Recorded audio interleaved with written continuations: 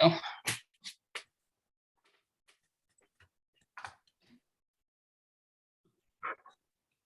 All right, so welcome everyone to our November meeting. November is when we do our officer elections in the club and board nominations. So we'll take care of our usual club business and then also have a section where we'll talk about our officer elections as well.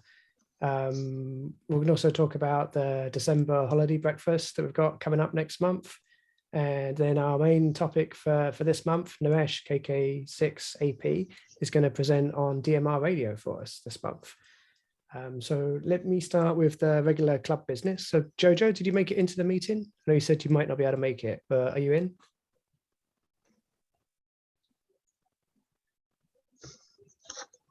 Maybe not, maybe you couldn't join. Jojo. Okay. Carol, should we jump forward to you? Do you want to do the website update and social media? Sure. If I could share my screen. Yep. Hold on.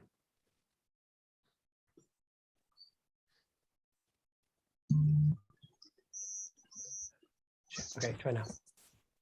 You can enable screen sharing. There you go. Okay. Okay, first, introduce myself. My name is Carol, KP4MD. I am a webmaster for River City ARCS, and this is the report for October's website activity for our website, which is n6na.org.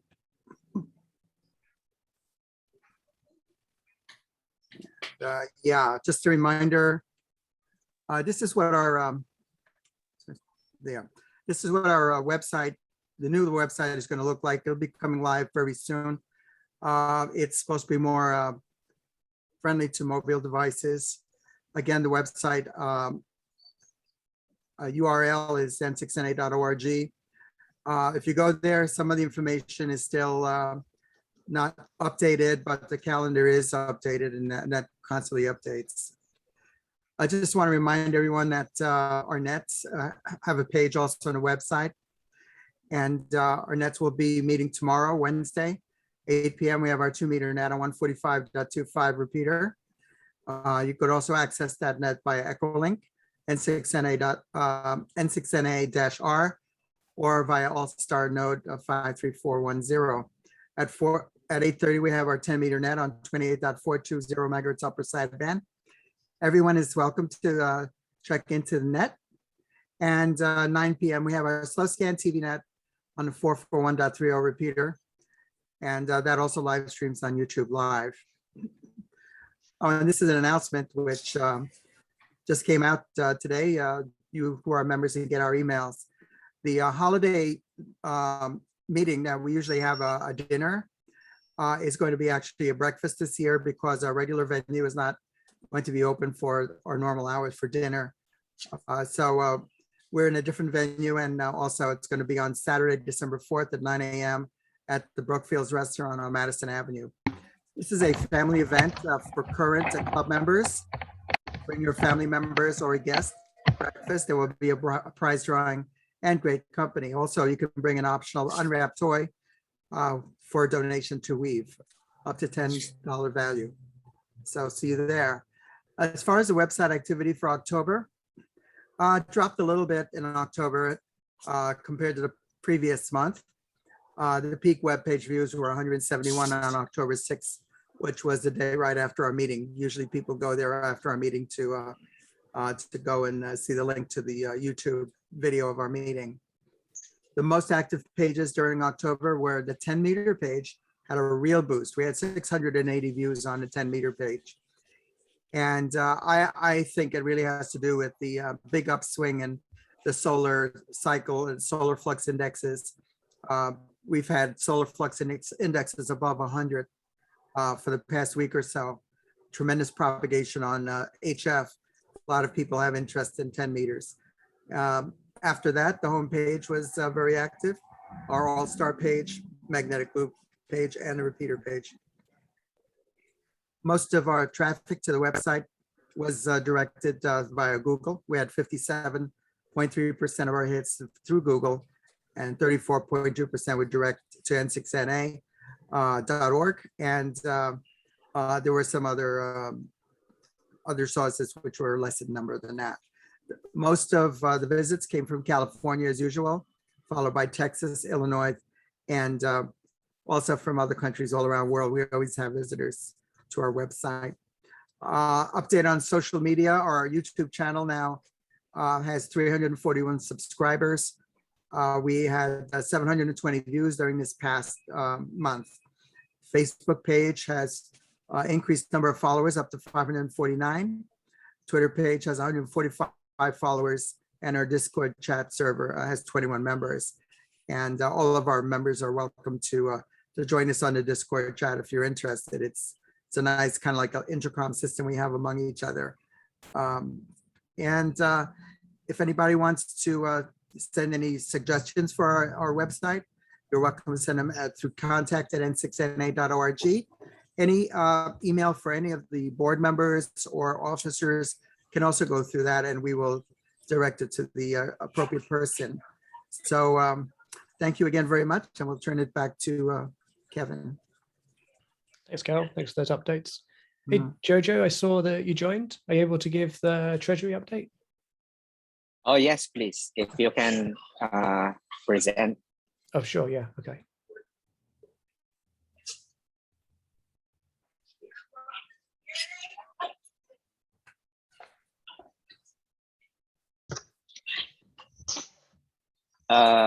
Good evening. My name is Jojo, call sign Kilo November 6 Hotel Tango Delta, and I'm presenting the Treasurer and Membership Chairs report for this month of November. I would like to congratulate and welcome our new members, John, KN6REO, Arthur, KN6RDD, and Douglas, KM6AAJ. So thanks for joining the club, and we hope you'll find your membership worthwhile. This is a reminder that when you take your exams in Carmichael Elks, as well as in Granite Bay, I think, you'll have free membership in River City ARCS. And thank you to our repeater donors, as usual, from David and Sylvia and Tom. We appreciate your donation. As a reminder, you can always renew via PayPal or have a check mailed to my residence. And continue. I encourage you to join ARRL and maybe other clubs that you find interest in participating. And as I noted, Carol has announced that we have club breakfast on December 4 at Brookfield's restaurant. So thank you. Our latest balance is 8,251.37. And I just transferred the recent 334.75 amount. And that is all the recent membership renewal payments for October. And I have yet to issue the checks for the homebrew contest winners.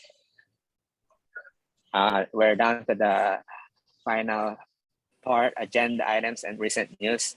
Thank you for our new addition of a board member, Mike, K7GMN.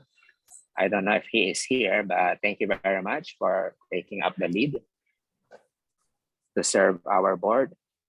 And we also invite others to join our 2-meter net control, even 10-meter or SSTV. We will provide training. I have recently aired the 2-meter net control via Facebook, and a few have watched it. I think I can do it all the time for next time. Number 3 item is the young ladies net. That happens every Sunday night, and Carol has participated in that. I just monitored and heard 2 other YLs from San Francisco and the others. So for all the YLs in the club, this is a good opportunity to talk anything under the moon, because it's nighttime. So it's great. Pacificon is a huge success. Well, personally, I have my personal photo with Gordon West, and that was one of my objectives when I went there. we are continuing our invitation to join those who would like to learn CW via a class, and that's with the Samuel F. Morse Club. Also, there's ongoing Get on the Air cafe session where you can always take opportunity of starting something new or finishing something off that you have started or had been pending for a long while. That happened to me personally when I tried to start my DMR, but then I had a very good and generous Elmer, who is our speaker, who helped me, who sat beside me and really exerted effort. And now I am on the air and can join him. I am distributing a paper which contains the 21 things that you can do after getting your tech license.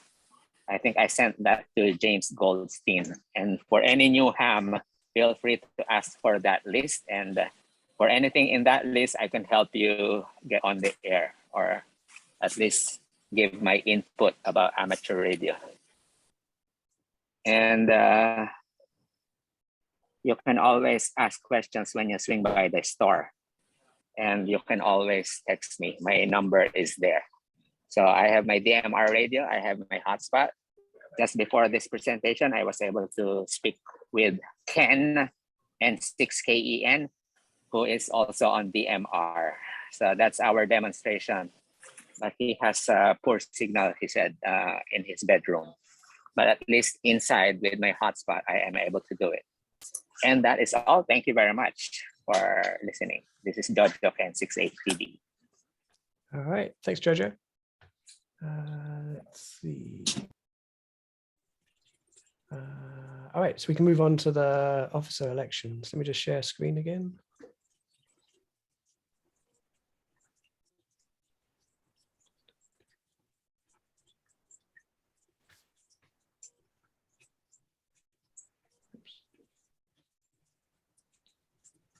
Oh, that's weird. Oh, wrong button. Hold on. Try that one. All right, very good. All right. So the bylaws for our club, they state that if we have 2 or more nominations for each of our officer positions, then we should hold an election. We should vote during this meeting. But if we only have 1 nomination per officer position, then we'll just elect those officers by acclamation, where we won't need to vote. So the current officers that we have are all standing for re-election. And as far as we know right now, we don't have any other nominations. So does anyone want to volunteer now to nominate themselves to stand for one of the officer positions?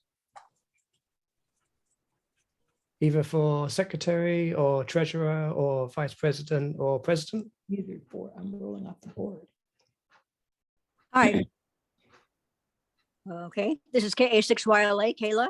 I Yeah. wanted to toss my hat in the ring for an officer position would be fine. Okay, and which position? What do you have available? You said, Well, all of the officer positions I'm presenting on the screen. Can you see the screen now? yes, okay. Okay, there you go. Yeah. President. How Oh, I meant, about director? yeah, director, board member, that sort of thing. So these are the officer positions, or you can volunteer for one of the board member positions. I think we've got one board member position that's free that we need to fill. Okay. Yeah, I'd like to do that. Oh, okay. All right. Excellent. All right. All right. So that makes that easy. Thank you. All right. Thanks for volunteering, Kayla. You're welcome. Do we have anyone who wants to volunteer for one of the officer positions? I think Jojo had Mike on his list, so he was offering to do it. That was his Mike Erickson Is it director or as a board member. we're not talking about board members? Okay. So we got Kayla and Mike for the 2 board positions that we need to fill. And then for the officer positions, I'm not hearing any nominations. I nominate Kevin Hook. Okay. Yeah. You're a very bad man, Tom. Need a second. Okay, well, if I'm not hearing any, oh, one last call, just to make sure I haven't missed anyone. Is anyone volunteering? After that pun a moment ago, I have to add another one. They're going to drag you in by hook or by crook. Okay. All right. All right. Well, if no one's volunteering, then let me just check the chat window as well. Did anyone type anything in the chat window? No, it doesn't look like it. No. All right. Very good. All right. So then our current officers will then restand for another year. So Gert as secretary, Jojo as treasurer, Tom as vice president, and myself as president. We'll continue for another year. And then thanks to Kayla and Mike for volunteering to join the board. You can't beat the pay. All right. Okay, so that was all our club business we had to cover. Is there any other items of interest? Any other news that anyone wants to share before we move on to our main topic? Very Wait, what quickly, about this the is Mark board? Neighbor. Oh, sorry. The board members, We had 2 nominations. that's. Kayla and Mike. Right. And they so- would be displacing Dave and Sylvia, am I correct? That's true. Yeah. Okay. And we don't need to vote on the board nominations, right? I think the board just agrees to accept.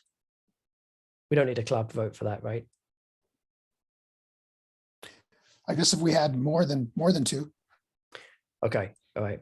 Can we do, Yeah. I move to accept the board roster as we have just determined it? The appropriate thing? Sure. I claim. All right. All set. Okay. Happy to have We're people. gonna miss you, Sylvia. She's right there. She And can that- visit, she just doesn't have to have an opinion. I think Um, she does have an opinion. That's the best of all worlds, right? You can still join in, but you haven't got anything to do.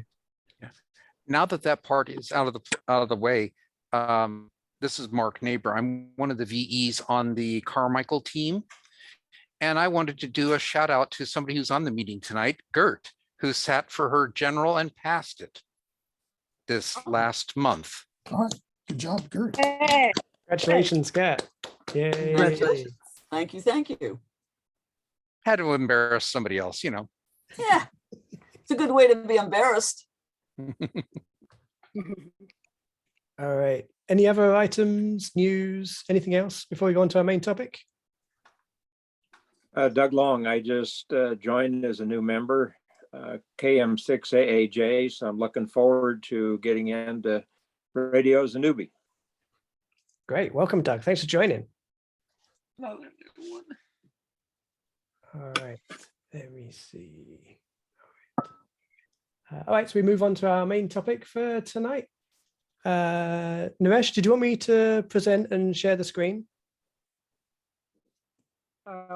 Yes, I'm on the phone and I will be joining and my son is on the other computer and he's going to share the screen. Oh, okay. He's going to share for you. Yes. Okay. Okay, perfect. Okay, we're ready. Go ahead. Thank you. Okay. Am I on? I see the phone. I hear your voice. We can hear Yeah, you. Yeah. Yes, K6PKN is on with the screen.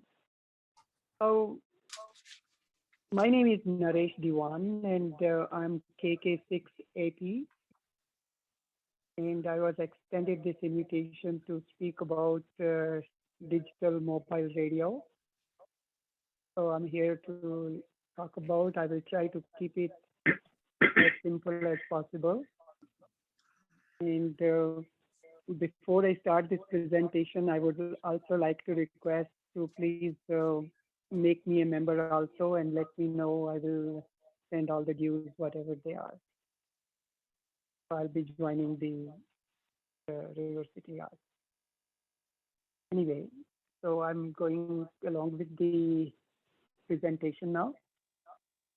Oh, we all question what is DMR, and this is the topic of my presentation. As you can see on your screen, the agenda is I will speak about what is DMR, the advantages of DMR, how to get started, DMR talk groups, channels, zones, etc. And if we have more time, we can touch about hotspots and any questions and answers.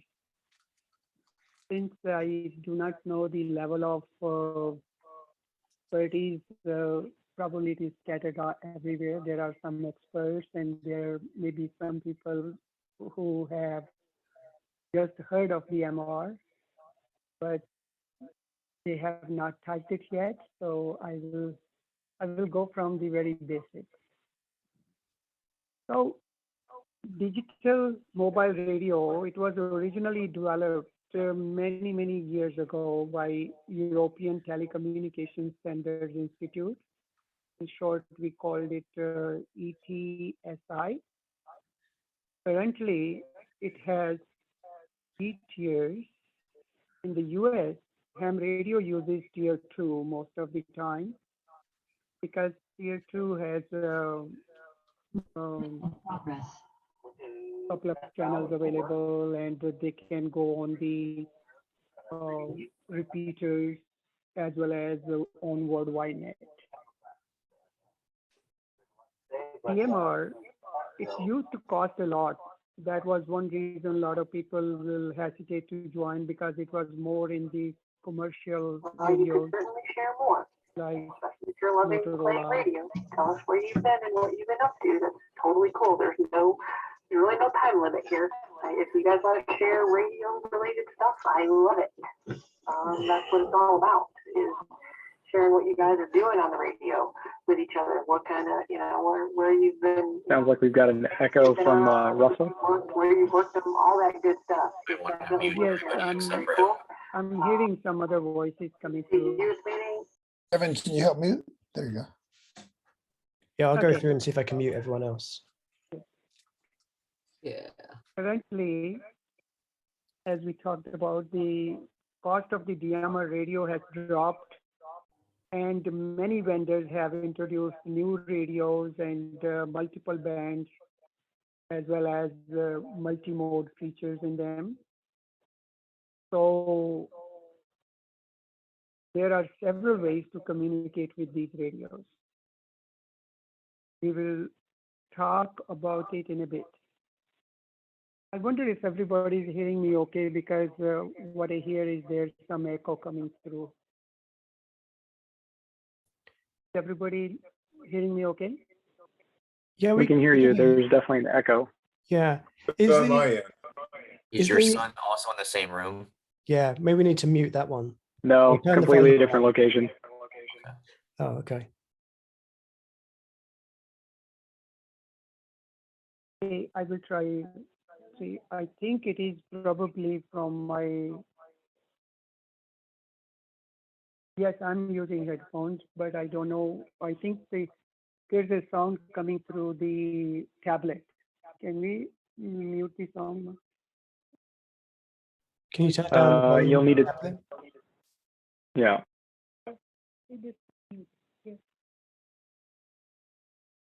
Anyway, I wish I could help, but I'm not in the same place. Okay.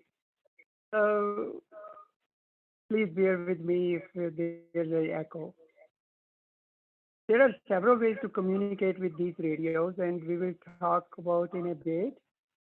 And the advantages of DMR, it is a smaller bandwidth, like FM analog uses bandwidth of 25 kilohertz, whereas the DMR uses only 6.25, which is 1/4 of the channel. We call it a time slot. In other words, TDMA stands for time division multiple access. And that means it can have 4 different channels in the same bandwidth. In one transmission, there are 2 time slots. TS1 we call it, and TS2 we just number it.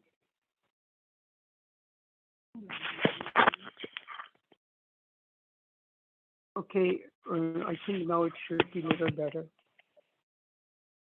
So this time slot is why there's two time slots, because on one time slot we can send one communication, and on the second one we can send another communication.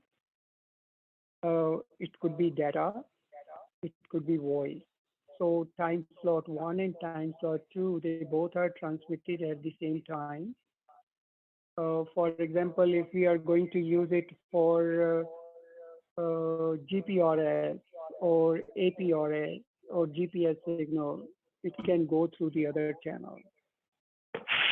Anyway, there are two time slots.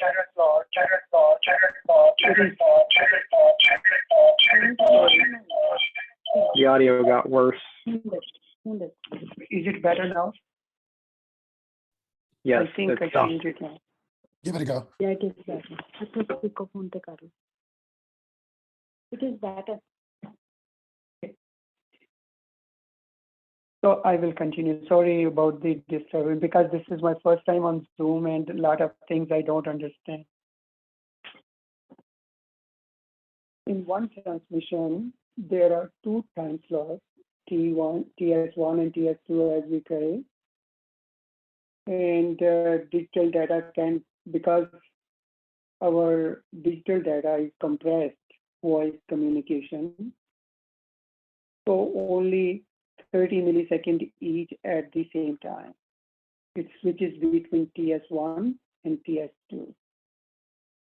So what other benefits we have? It has a better quality, voice quality. The reason is why it is better. If we compare it to the analog signal, it has a QSB on it. As we move away from the repeater, it will create like a noisy signal. But if we compare it to the digital voice, it will stay stable until it completely loses. If we start losing packets, then it is really, really bad. So what I think there is,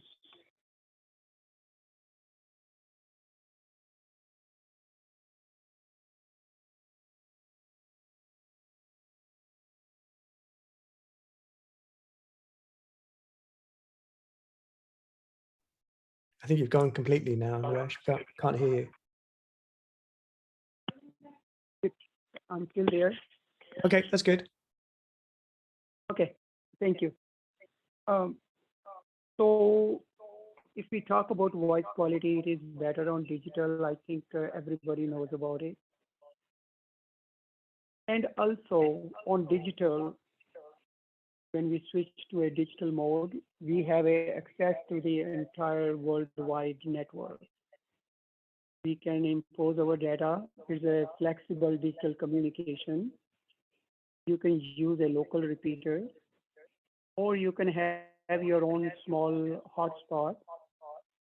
Even when you are a mobile, you are able to stay in touch with the worldwide communication with other ham radio operators all over the world.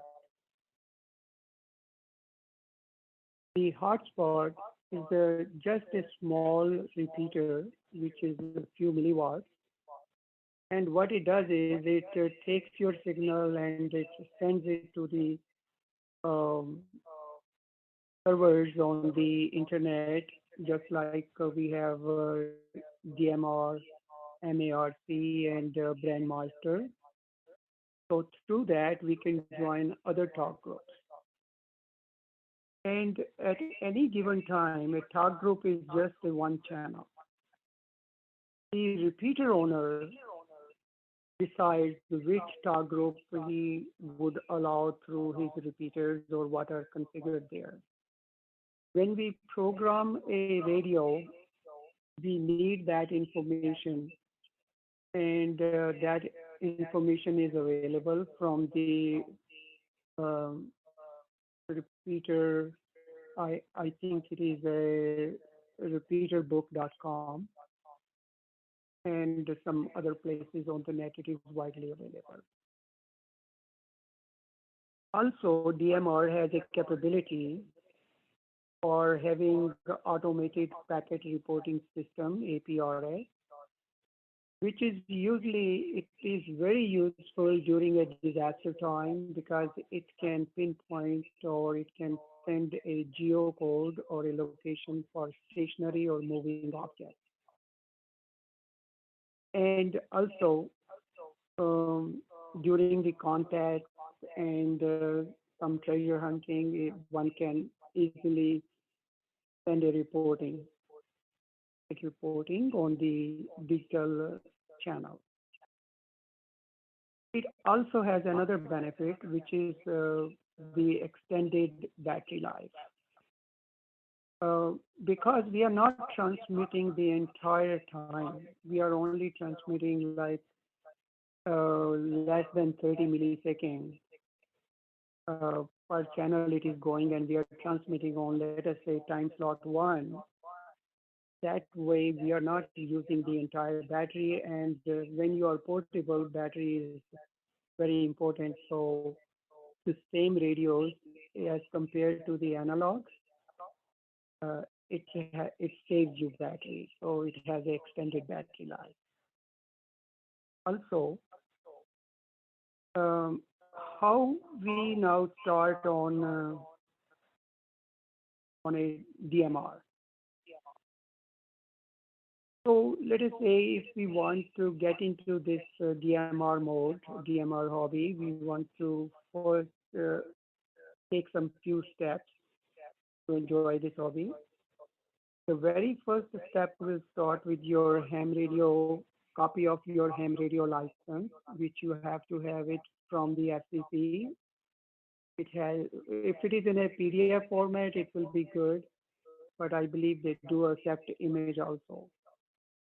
And you go to the FCC website, put your FRN number, your license or your ham radio call number, and then get a official copy of that. That copy is needed to get a DMR ID. So DMR ID is very important. Without that, you will not be able to enjoy the DMR hobby at all. What is DMR ID? So this radio ID is a special number assigned to you, which is tied to your call sign by the radioid.net. This is a authority which is controlling worldwide radio IDs, and I think there's over 200,000 people now registered with them. They are all ham radio licensed operators worldwide, and every day more and more people are joining them. You fill up a small form and upload your copy of your license, verified license copy from FCC to their website, and you will receive an email with your new ID. Now you are all set for a DMR journey. Now you need to select and buy a radio. So there are many places you can look for. There's a local ham radio store in Sacramento also, newly opened, I believe, and they do carry DMR radios, and also on Amazon or other places on the net. I bought a Anytone radio, which is it seems very perfect for me because I started with this radio, so I learned through this radio a lot. I am also new to the DMR. I started about a couple of years ago, but still every day we learn something new. So once you have the radio, you have the digital ID for your radio ID. And now what you need is the next, we need to program the radio. You are really curious and you want to learn about how to program, this is a really good start. Before we go into the programming, there are a few things we want to understand, and I try to compare it with what we already know. For example, a color code is just like a PL tone when you want to open a repeater. Some repeaters use PL tones. Similarly, a digital DMR repeater will assign a color code to a channel. So we need to know that information, and that information is available from either from the repeater's own website or from repeaterbook.com. You can go there, put in the repeater's call sign, and you can get that information. Once we have that, because we need all this data before even we think of programming. You also need to know the transmit and receive frequency for the repeater, what channel it hosts. Usually channel 1 is considered for the worldwide net or talking to other talk groups, and PS2, we call it time slot 2, which is for local communication.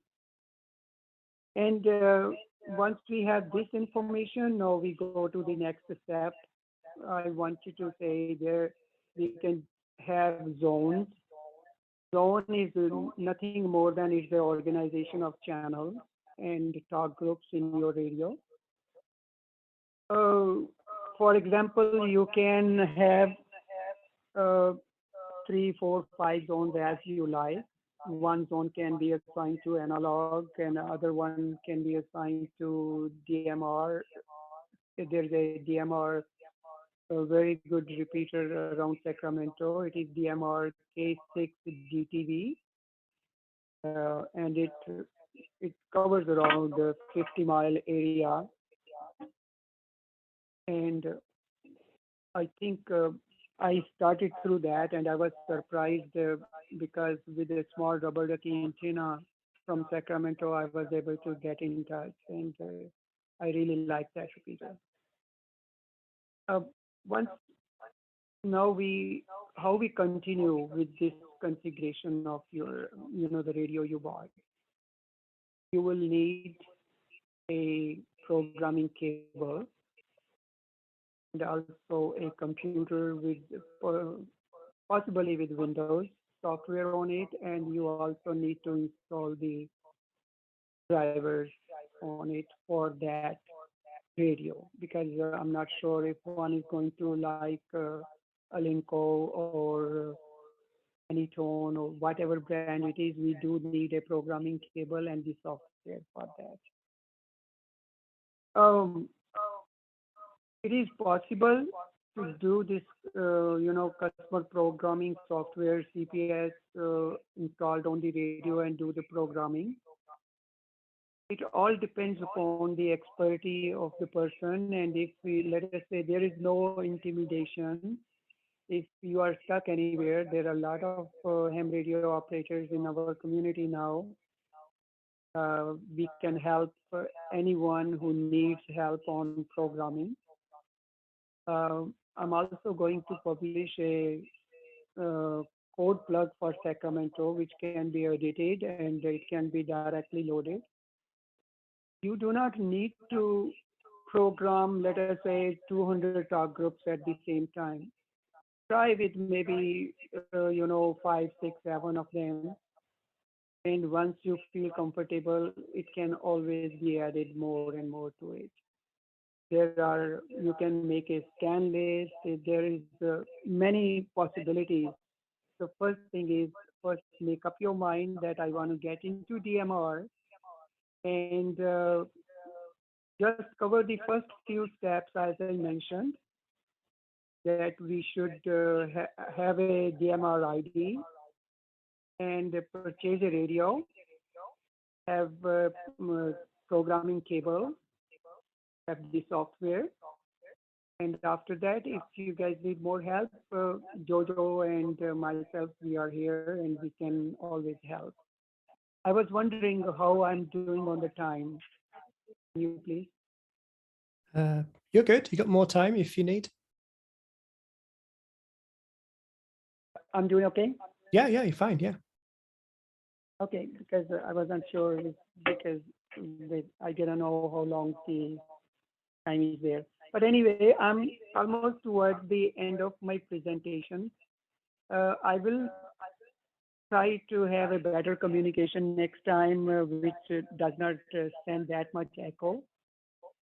And I'll see if I can make it better, and I'll make a presentation on how to program a hotspot or how to assemble one, or if you buy one, what to look for, and how we can program for our own so that you don't have to tie up the repeater. If there are any questions, let me know. I'll be standing by to take your questions.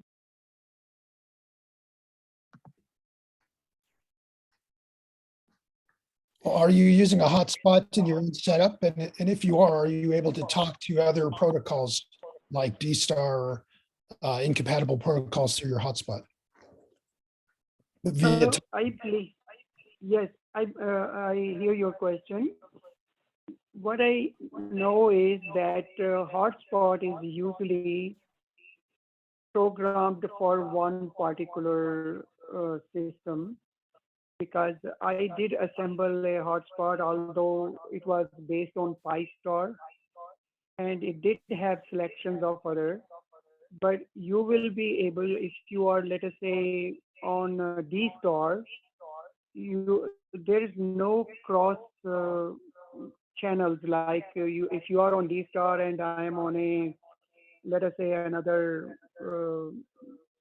mode, I will not be able to communicate with you.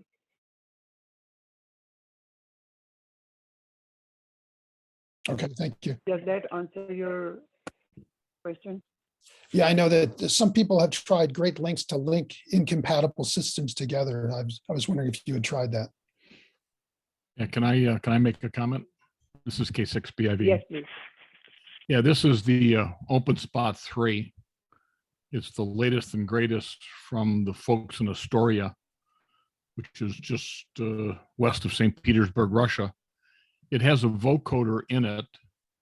And as a result of that, you can cross mode. So you can basically take any of the common protocols, DMR, DStar, NXDN, or P25. Let's say that you have a P25 radio, you can put this in P25 mode on the radio side and link the network side, if you will, to whatever the other protocols that you want.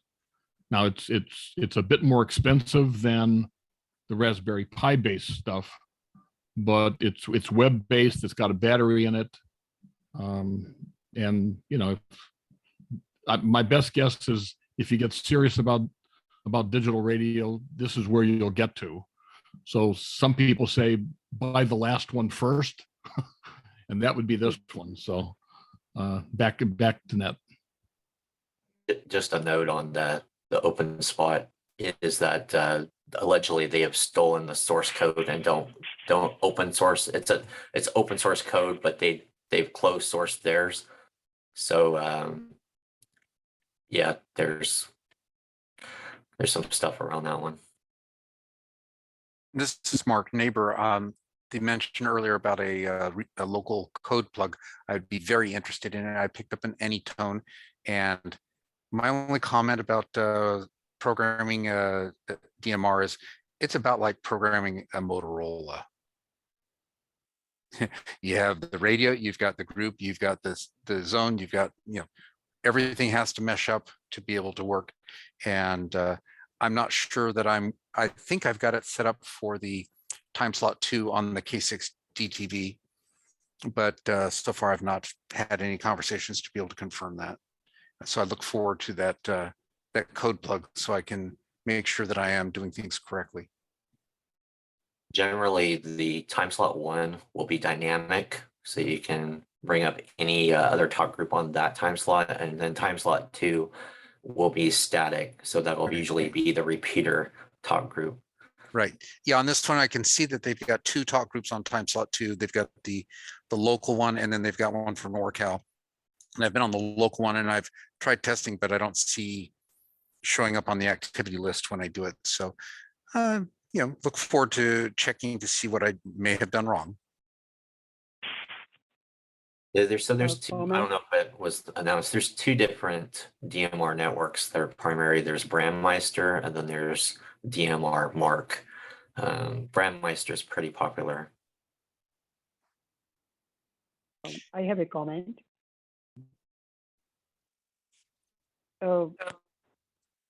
I was going to say that if you want to try, you can always program talk group 4000, and you can record your voice, and when you stop, it will talk back to you. That way you can do all the testing if your radio is working okay. Just confirm that was 4,000. That is correct. TG 4000. Thank you. It is called Parrot. Yeah, I've seen that on some analog ones in the past when you put in a particular keyframe. Didn't know that was available. So that'll be a nice test, and I will check that out later. Thank you very much. Going back to mute. You're welcome. Okay, Naresh, this what's is, the? Oh, go on, Cal. yes, I did post something in the chat. Has to do if people want to hear what the DMR transmission sounds like. This digital voice has a distinctly synthetic sound to it. And if you have any kind of hearing impediment, it may make it a little bit more difficult for you to understand the digital voice. But if you want to try it, there's a link that I put up there. It's hose.brandmeister.network. And that will, on a regular computer, just bring up several channels of DMR traffic that you can listen through your computer, and you'll hear what it sounds like, what the synthetic voice sounds like. So that's if just to get your feet wet, you can listen to some ongoing traffic that way. Naresh, what's the local usage like? Is it like busy, or is it, on our local repeater, we don't get too much traffic on a normal day-to-day basis. So what's it like? I can just say that statistically, the number of repeaters out there, about 90% of our local FM and UHF repeaters are analog. So Right. Most of the traffic is analog, and digital is less than 10%, but it is increasing a bit.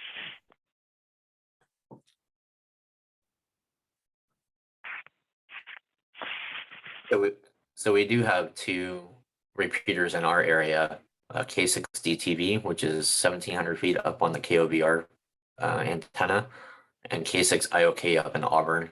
So you don't even need a hotspot. You can just use your HT, and I can reach both of them. And that's how I got into it, because I didn't want to spend $200 to $400 on a hotspot and then not like DMR. So. And traffic wise, I monitor it every day. And then of course you can look at Brandmeister, and you can look up everyone that's on or been on a repeater, which is kind of nice. And it gives you your signal report. So you don't even have to ask for a signal report. And it's slowly gaining more and more people, a lot of new users on, but nothing compared to analog, of course.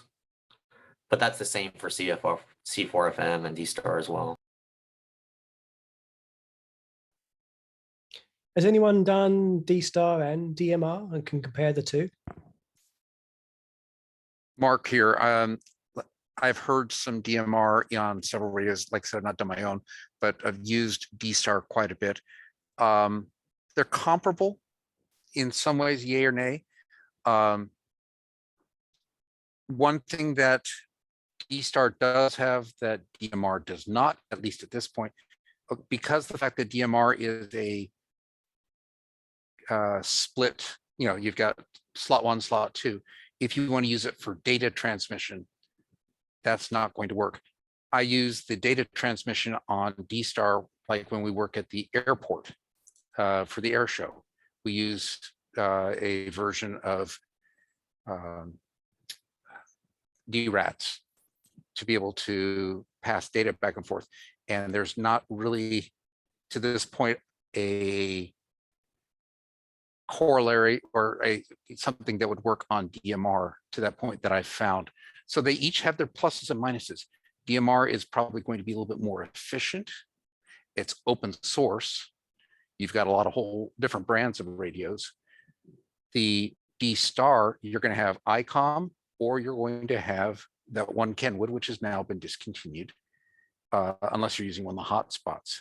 So they both have their pluses and minuses. They both, I'm not going to champion one over the other at this point, because I think they both have valid uses. Might as well mention C4FM, which is on the Yaesu side of things. So yet another incompatible format. Which Correct. Is Yeah, I didn't want to get into that one at that point, but you're correct. Yeah, Yaesu is the only one that is using the C4FM at this point. Right. So I've done tests. I've got a Yaesu FT5DR, which is C4FM, and then I've got the Zelenko. And the K6IOK repeaters for both DMR and C4FM are in the same exact location. Antennas, everything's right next to each other.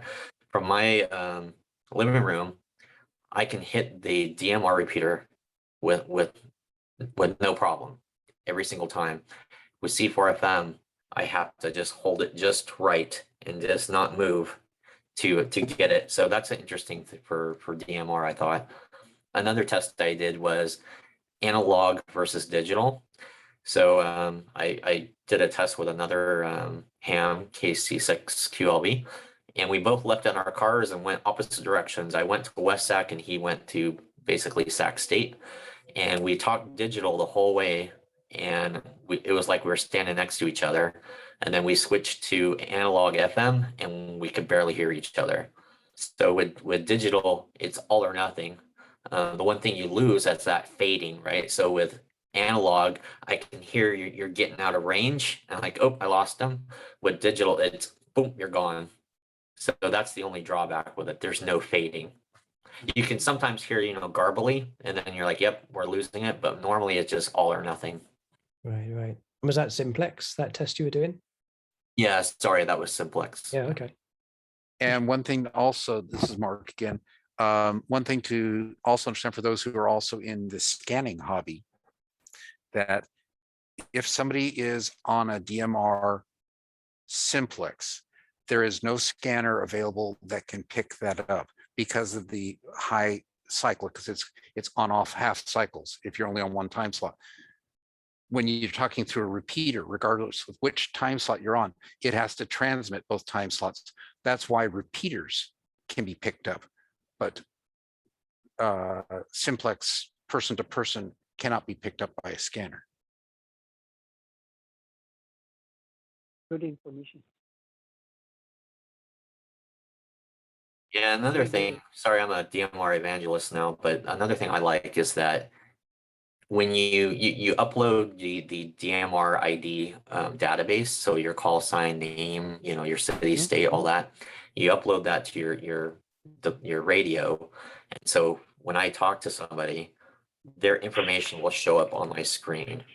So I know exactly, even if somebody just, does a kerchunk, I know who kerchunked, right? So another thing I don't know if he brought up is there's a way to do basically a private call through DMR. So I can talk to another ham directly, and it won't be broadcast over the repeat. Well, you won't hear it unless you're specifically listening for that talk group, which probably not. So it's almost like a telephone system. So I can ring up another person by keying them up directly. And then lastly, I won't hog this up. As long as you're on let's say a Brandmeister repeater system. So while I was in Pacificon, I can reach another ham who can be anywhere in the world using that repeater directly that way. So as long as you're on the network, you can make that connection and talk to someone, which is kind of cool to me.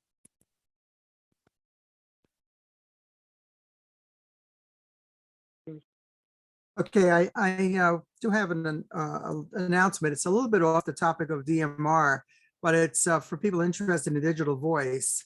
There's another system, it's called FreeDV, which is for HF communication. They use it sometimes on VHF, but there's a free downloadable program called FreeDV. You can get that at FreeDV, that's FREEDV.org. This Saturday is going to be Free DV Activity Day for anybody who wants to try HF digital voice. So that starts in the morning. Let me pull that up here. Yeah, it's going to start 9 a.m. Pacific time on Saturday, and it goes through 9 a.m. on Sunday. There's a number of different frequencies, 80, 40, 20, 17, 15, 20, and 10 meters. If anybody's interested in participating in it, I'll put the link up in the chat, and you can also email us, contact@n6na.org, and I'll get that information out to you if anybody's interested in HF digital voice. So that's an all-day event, Carol? Yeah, and it's not really a contest. It's just more or less like yeah, it's a QSO type thing, you know, just very relaxed. Cool. I'll have to dust mine off. Yeah, Tom and I tried it a number of years ago, and we had kind of some success with it, but I think some frequencies will work better than others. 80 meters had a lot of distortion due to multipath through the ionosphere. But I think on the other frequencies like 40 and 20 meters, it should be a little clearer. So I'm gonna be interested. I'll tune in and see what I can hear on Saturday morning.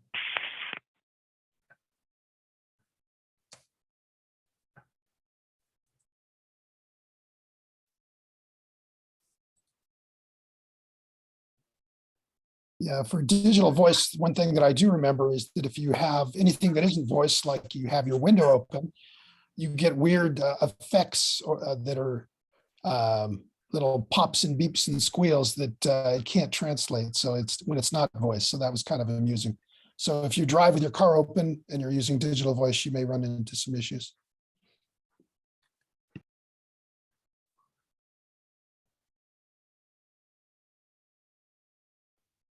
I think they have some expression on D-Star when it starts getting distorted and you start sounding like a robot, and they say that you're R2D2ing. Because that's exactly what it sounds like. It just turns into beeps and whistles.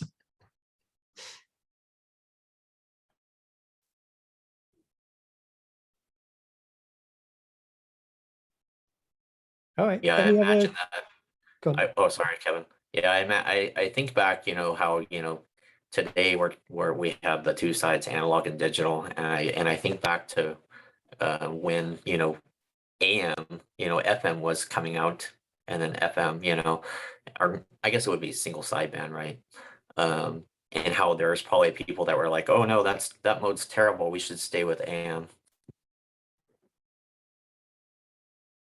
Yes, I remember. And the next argument will be why are we allowing devices to connect to ham radio via the internet? Aren't we just getting away from amateur radio?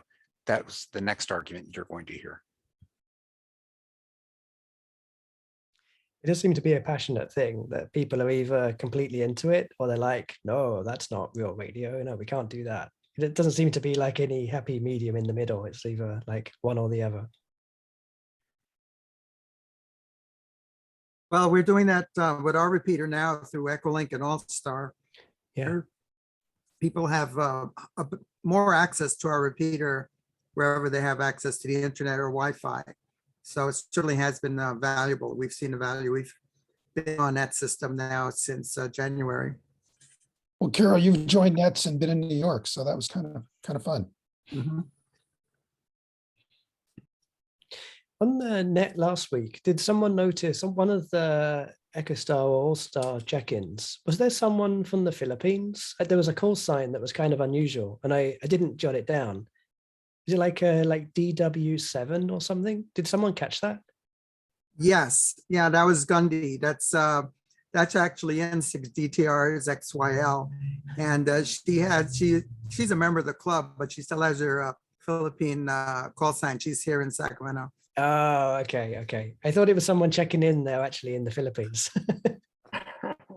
Have you seen much abuse on the Echolink or All-Star by either hams or people who are non-hams who have found a way in?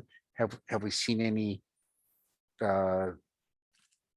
problems? The reason I'm asking is another group I belong to that has a repeater. They're talking about putting an Echolink on, and I've got my concerns. You need to register. You need the same thing with DMR. You need to register your license with the Echolink system before you can even get on and get your password. Okay, so they do the same validation. Yeah, you need to send an official copy of your license that you download from the FCC ULS system. And if you don't have a license, you can't do that. Okay. I didn't know what validation they were doing. Thank you.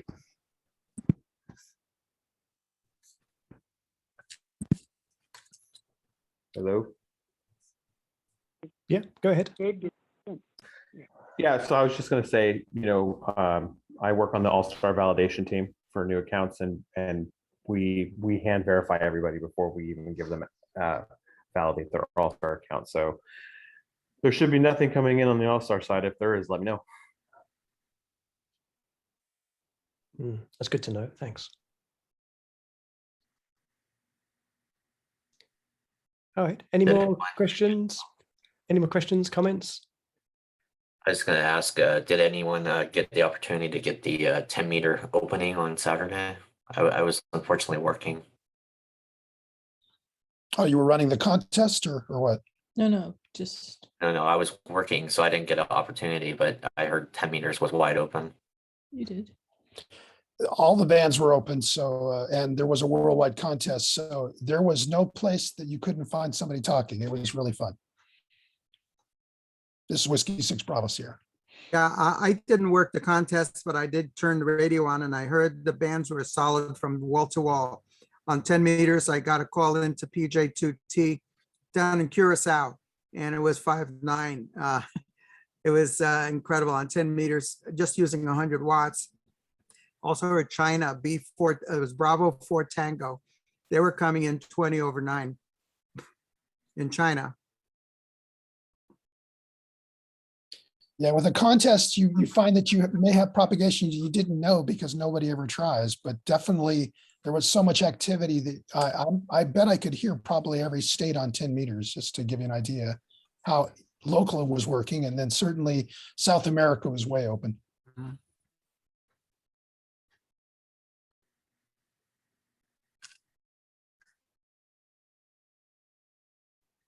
All right. Any last minute comments or any more questions for Naresh or anyone? I believe all I would like to know is other than K6 DTV, how many more DMR repeaters are around Sacramento area? That part I do not know where I can find that information. I was thinking the repeaterbook.com actually has you can sort by protocol type. So I think you could search. And the one you did find is the one I also found looking previously. Certainly the TV towers can reach 50 miles just in TV. So it's a good source for Sacramento for sure. And then quite a ways out. Yeah, the other one is K6 IOK. So K6 DTV is a 2-meter repeater, and the K6 IOK is a 70-centimeter repeater. It's probably if the hobby picks up on DMR here, maybe we should think to add a DMR capability to our existing analog repeaters.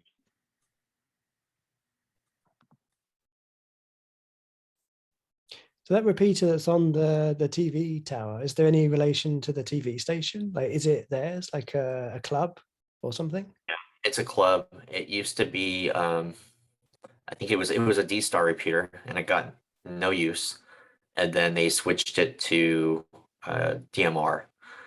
So the guy that's the trustee is K7QDX Mike. And so the guys that run it are all the radio engineers or TV broadcast engineers. Interesting. Okay. All right. It's interesting they started with one and they switched to the other.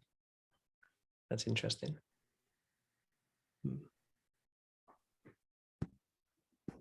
Sylvia just did a search on repeater book and you can filter by the protocol like DMR.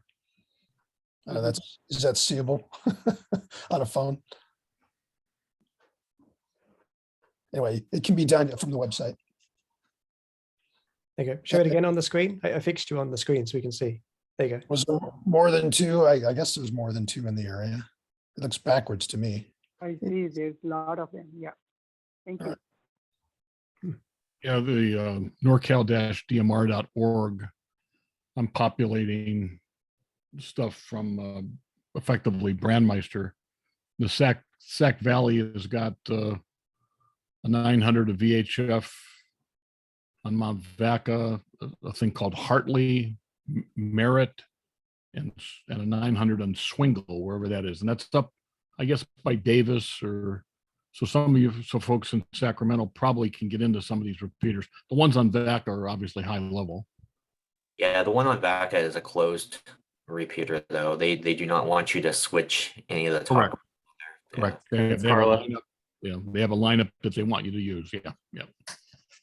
I think Swingle is on the frontage road that goes out of Davis along 80, and where it crosses over the train track, there's a crossing there.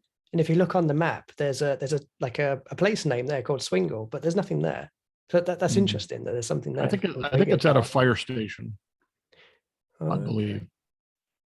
And of course, Diablo's back up on DMR. Okay. So,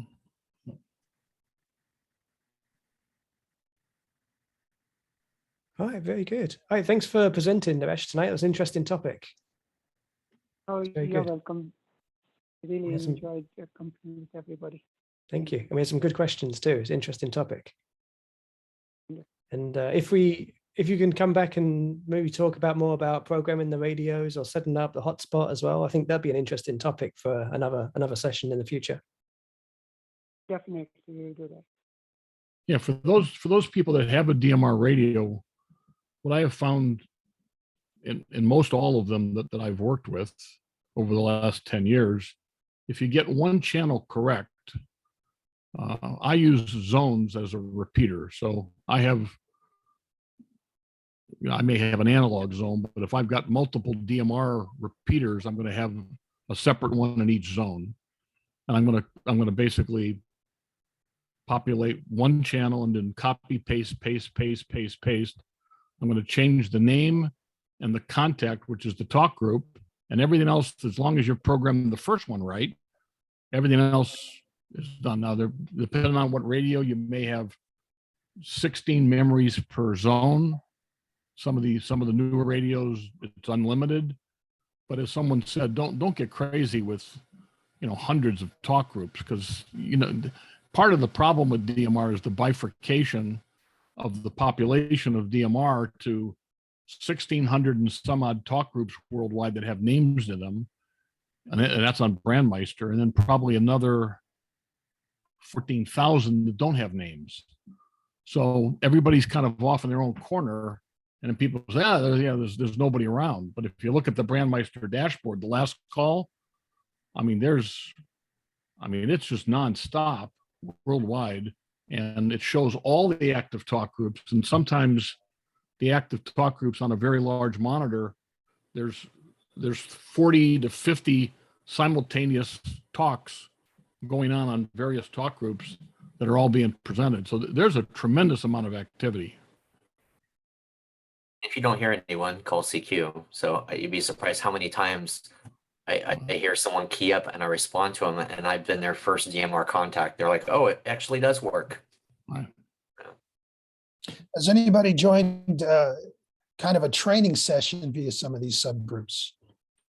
I would imagine that would be something you would break off to do and do a topic, sort of like our Wednesday topic, but in a breakout digital way. So you would get only people that were interested in a particular topic. I know that some of the digital stuff is done that way, where they do training through it. I've not joined enough. I'm new at it as well. MDARC did that when they were doing, in-person meetings. Before the meeting, they would have people that were digital focused, and they would help people program their radios at the club meetings. The only way that can happen now is via Zoom call and TeamViewer. And, but